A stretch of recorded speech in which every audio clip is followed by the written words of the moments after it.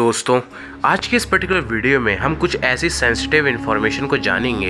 यार आज की इस वीडियो में हम जो है कुछ मिसकंसेप्शन को जानेंगे जो कि बहुत तेज़ी से फैलते हैं, और हम बहुत सारी चीज़ों के ऊपर मिसकंसेप्शन के ऊपर बात करेंगे जो mainly quantum physics, electromagnetism, classical physics, astrophysics और भी बहुत सारी चीज़ों के बारे में। तो ये उस वीडियो का पार्ट 1 है। तो दोस्तों, सबसे पहले जो मिसकंसेप्शन नंबर 1 है वो है एक मीटियोर जब अर्थ के बहुत पास आ जाता है तो उसके फ्रिक्शन की वजह से उसके अंदर आग लग जाती है, जो कि पूरी तरह गलत है। एक्चुअली दोस्तों, जब मीटियोर अर्थ की तरफ खिंचता है तो अर्थ का जो ग्रेविटेशनल फोर्स होता है वो उसे बहुत ज़्यादा एक्सेलरेट कर रहा होता है, यानी कि उसकी वेलोसिटी लगातार बढ़ रही होती है।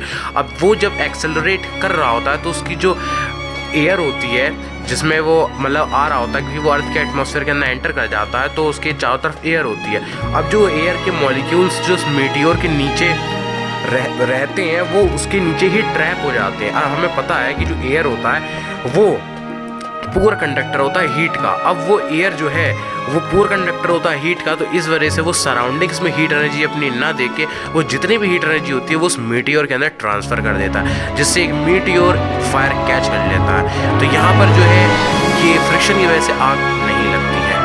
सेकंड मिसकंसेप्शन है क्वांटम फिजिक्स का क्वांटम इंटेंगलमेंट के ऊपर। दोस्तों, क्वांटम इंटेंगलमेंट दोस्तों बहुत सारे लोगों को इसका कन्फ्यूजन हो जाता है कि दो पार्टिकल्स जब एक पास आते हैं तो उन दोनों के बीच इंटेंगलमेंट रिलेशन बन जाता है, जो कि पूरी तरह गलत है।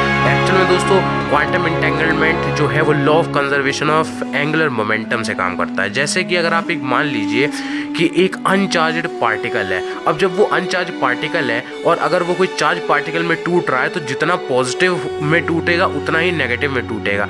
क्यों? क्योंकि law of conservation of charge हमें बताता है कि ना ही चार्ज कभी डिस्ट्रॉय होता है और ना ही चार्ज कभी जो है वो बनता है। वो यूनिवर्स में जो चार्ज है वो कंजर्व्ड है, और जो यूनिवर्स का चार्ज है वो न्यूट्रल है, यानी कि ना ही यूनिवर्स में पॉजिटिव चार्ज है और ना ही यूनिवर्स में नेगेटिव चार्ज है। अब कोई भी न्यूट्रल ऑब्जेक्ट जब टूटेगा तो जितने पॉजिटिव चार्ज में टूट रहा है, जितने पॉजिटिव चार्ज पार्टिकल में टूट रहा है उतनी नेगेटिव चार्ज पार्टिकल में टूटेगा। और ऐसे ही law of conservation of charge नहीं बल्कि law of conservation of angular momentum भी होता है। जैसे एक फोटोन होता है दोस्तों, जो फोटोन होता है उसका जो स्पिन होता है वो जीरो होता है। अब स्पिन एक इंटरेसिव एंगुलर मोमेंटम होता है, जो कि हम आने वाली वीडियो में बात करेंगे उसके ऊपर डिटेल में। तो क्या होता है यहाँ पर कि जब कोई फोटोन जिसका स्पिन जो है वो ज़ीरो होता है, वो यानी कि उसके पास कोई स्पिन नहीं होता, जब वो टूटता है वो पार्टिकल या जब उसे लैब में स्प्लिट किया जाता है तो वो इलेक्ट्रॉन और पॉजिट्रॉन में टूट जाता है। अब मासलेस फोटोन कैसे इलेक्ट्रॉन और पॉजिट्रॉन में टूटता है इसके भी ऊपर हम आगे आने वाली वीडियो में बात करेंगे। तो वो टूटता है तो इलेक्ट्रॉन और पॉजिट्रॉन में टूटता है। अब हम जानते हैं कि इलेक्ट्रॉन और पॉजिट्रॉन क्या है, उनके पास स्पिन होता है और फोटोन के पास स्पिन नहीं होता, यानी कि जो इलेक्ट्रॉन और पॉजिट्रॉन बने हैं उनका जो स्पिन का जो टोटल सम होना चाहिए वो ज़ीरो होना चाहिए।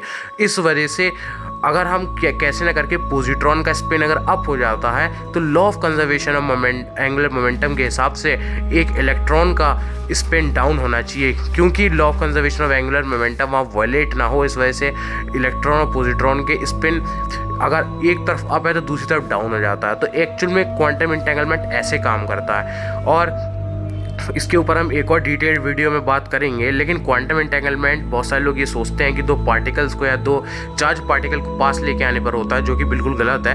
एक्चुअल में जब कोई भी जो दो चार्ज पार्टिकल पास आते हैं तो या तो उस पर इलेक्ट्रोमैग्नेटिक अट्रैक्टिव फोर्स काम करता है या तो इलेक्ट्रोमैग्नेटिक रिपल्सिव फोर्स काम करता है। तो यहाँ पर कोई इंटेंगलमेंट का रिलेशन या क्वांटम इंटेंगलमेंट का रिलेशन नहीं बनता। दोस्तों, मिसकंसेप्शन नंबर 3। अब ये जो 3 वाला मिसकंसेप्शन है वो बहुत ज़्यादा कॉमन है, वो है वेव पार्टिकल डुअलिटी में। एक्चुअल में जब हम वेव पार्टिकल डुअलिटी पढ़ते हैं तो उसमें ये समझते हैं कि कोई भी पार्टिकल जो क्वांटम पार्टिकल जैसे इलेक्ट्रॉन, प्रोटॉन्स, फोटॉन्स, मॉन, न्यूट्रिनो, ये सब जो है वेव की तरह इंटरेक्ट करते हैं। ये सब पार्टिकल नेचर नहीं रखते, ये प्रकृति ने इन्हें जो है वो वेव नेचर ही शो करते हैं। हर एक पार्टिकल वेव नेचर ही शो करता है, लेकिन जब उसका वेव फंक्शन कोलैप्स करता है तो वो पार्टिकल में चेंज हो जाता है। अब बहुत सारे लोग ये क्वेश्चन पूछते हैं कि जब मैं सोता हूँ तो रात में मुझे कोई नहीं देख रहा होता है तो मैं तो वेव फॉर्म में रहना चाहिए, या फिर जो हमारा स्कूल है उसमें अगर कोई समय नहीं है रात में या फिर उसको कोई नहीं देख रहा तो वो भी तो वेव फॉर्म में है, वो पार्टिकल फॉर्म में नहीं है। तो ये बिल्कुल गलत बात है। एक्चुअल में वेव फंक्शन कोलैप्स होने का मतलब और वेव फंक्शन कोलैप्स एक्चुअल में किसी के देखने या ना देखने से कोई निर्भर नहीं करता, ये निर्भर करता है मैकेनिकल एनर्जी के ट्रांसफ़र से एक्चुअल में जहाँ पर काइनेटिक एनर्जी और पोटेंशियल एनर्जी ट्रांसफ़र हो रही होती है वहीं पर एक क्वांटम सिस्टम का एक क्वांटम पार्टिकल जैसे इलेक्ट्रॉन, प्रोटॉन, फोटोन, न्यूट्रॉन, इन सब का जब इन पे जब काइनेटिक एनर्जी या पोटेंशियल एनर्जी का ट्रांसफ़र होता है तो उनका वेव फंक्शन कोलैप्स कर जाता है।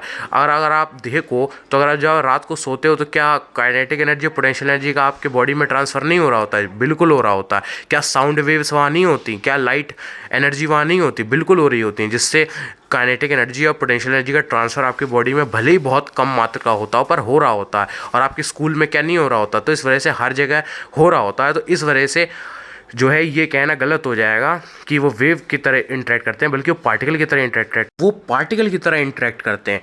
फिर यहाँ पर ये लोग कुछ लोग क्वेश्चन पूछ देंगे कि भाई सोते समय साउंड वेव का तो पता चलता है, लेकिन कभी ऐसा हो कि साउंड वेव कहीं हो ही ना और लाइट एनर्जी भी ना हो रात को, तो क्या होगा? सो दोस्तों इसका आंसर ये है कि जो आपकी जो सराउंडिंग एयर है वो भी तो कहीं ना कहीं आपके अंदर उसके जो मॉलिक्यूल्स हैं, क्योंकि हम कोई भी किसी चीज़ को छू नहीं सकते, और टेम्परेचर जो होता है वो वाइब्रेट कर रहा होता है लगातार, उसका वाइब्रेशन कम हो रहा होता है, ज़्यादा हो रहा होता है। तो इस वजह से कभी आपके मॉलिक्यूल्स बहुत ज़्यादा पास आ जाते हैं, मतलब छूते तो नहीं है पर पास आ जाते हैं और कभी कभी दूर चले जाते हैं। तो इससे क्या हो रहा था? वर्चुअल फोटोन का लगातार ट्रांसफर हो रहा होता है उस कंडीशन में। तो यहाँ पर क्या होता है? वेव फंक्शन आपका कोलैप्स करके पार्टिकल फॉर्म में ही रहता है। दोस्तों यहाँ पर टेम्परेचर का मतलब ये है कि हीट एनर्जी का ट्रांसफ़र, और हीट एनर्जी क्या करती है? मॉलिक्यूल जो होते हैं, जो भी कोई भी कंपाउंड होता है या उसके मॉलिक्यूल्स होते हैं, उनके वाइब्रेशन बढ़ा देती है। अब जो दूसरा मिसकंसेप्शन है, यानी कि चौथा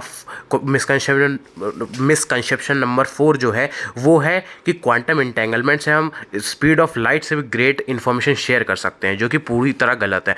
एक्चुअली जब हम एंटेंगलमेंट पार्टिकल का जो स्पिन है उसको चेंज करने की कोशिश करते हैं तो वो उसका जो क्वांटम इंटेंगलमेंट रिलेशन है वो ब्रेक हो जाता है। तो यहाँ से हमें साफ साफ पता चल जाता है कि क्वांटम इंटेंगलमेंट की मदद से हम कोई भी जो है इन्फॉर्मेशन शेयर नहीं कर सकते लाइट की स्पीड से। हाँ, हम ये चीज़ कर सकते हैं, हम कोई ऐसी फिजिकल कंडीशन ढूंढ सकते हैं जिससे एक हम मन चाहा स्पिन बना सकते हैं एक पार्टिकल का और दूसरे पार्टिकल में चेंज ला सकते हैं, पर अभी ऐसा कुछ नहीं है, या फिर अभी ऐसी कोई टेक्निक नहीं बनी है जिससे हम जो एक पार्टिकल का स्पिन चेंज कर दें और लाइट से भी तेज़ कहीं पर भी इस इन्फॉर्मेशन को शेयर कर पाएँ।